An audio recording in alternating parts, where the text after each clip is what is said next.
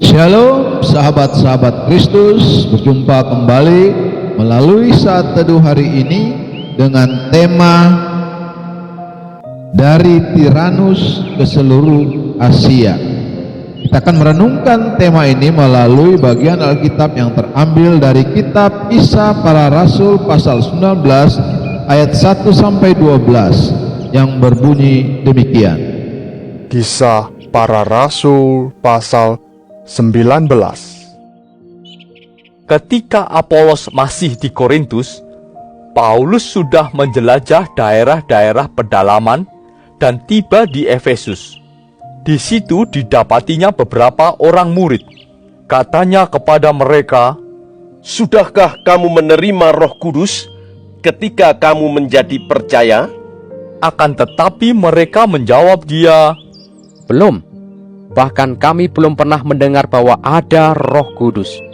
Lalu kata Paulus kepada mereka, "Kalau begitu, dengan baptisan manakah kamu telah dibaptis?" Jawab mereka, Dengan baptisan Yohanes. kata Paulus, Baptisan Yohanes adalah pembaptisan orang yang telah bertobat, dan ia berkata kepada orang banyak bahwa mereka harus percaya kepada Dia yang datang kemudian daripadanya, yaitu Yesus. Ketika mereka mendengar hal itu, mereka memberi diri mereka dibaptis dalam nama Tuhan Yesus.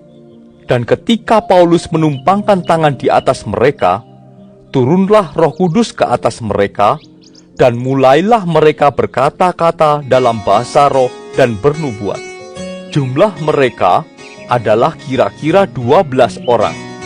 Selama 3 bulan, Paulus mengunjungi rumah ibadat di situ dan mengajar dengan berani. Oleh pemberitaannya, ia berusaha meyakinkan mereka tentang kerajaan Allah. Tetapi ada beberapa orang yang tegar hatinya. Mereka tidak mau diyakinkan, malahan mengumpat jalan Tuhan di depan orang banyak. Karena itu, Paulus meninggalkan mereka dan memisahkan murid-muridnya dari mereka, dan setiap hari berbicara di ruang kuliah Tiranus. Hal ini dilakukannya 2 tahun lamanya, sehingga semua penduduk Asia mendengar firman Tuhan, baik orang Yahudi maupun orang Yunani. Oleh Paulus, Allah mengadakan mujizat-mujizat yang luar biasa. Bahkan, orang membawa sapu tangan atau kain yang pernah dipakai oleh Paulus dan meletakkannya atas orang-orang sakit.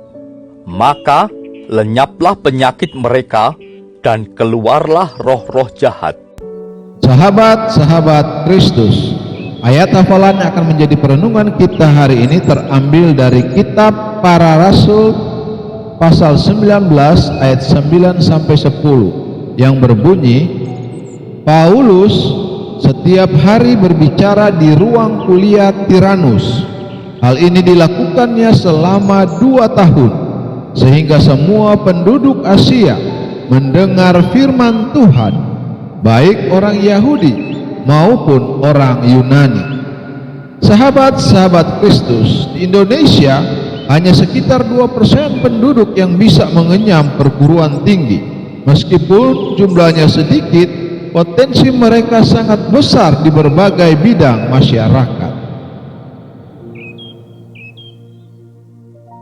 Sahabat-sahabat Kristus, tahukah Anda bahwa Rasul Paulus pernah mendidik para mahasiswa, tepatnya di kampus Tiranus di kota Efesus? Dicatat bahwa pelayanan Paulus ini berdampak bagi semua penduduk. Apakah ini catatan tentang apa yang sudah terjadi atau merupakan visi Paulus atas kampus Tiranus? Paulus tidak sekedar pindah pelayanan karena ditolak orang, ayat 9. Paulus melihat potensi murid-muridnya untuk membawa pengaruh firman Tuhan kepada seluruh penduduk Asia. Sebab itu ia menginvestasikan hidupnya selama 2 tahun di sana, ayat 10. Di balik sikap kritis bahkan sinis orang-orang terpelajar, ada kebutuhan batin yang membuat mereka mencari-cari kebenaran. Siapakah yang akan mengisi kehausan mereka akan makna? Apakah agama dan kepercayaan lain, sekte-sekte berbahaya, sekularisme dan materialisme, atau Injil Kristus yang mengubah hidup? Sahabat-sahabat Kristus, memperingati Hari Pendidikan Nasional, mari mendoakan kaum intelektual di negeri kita.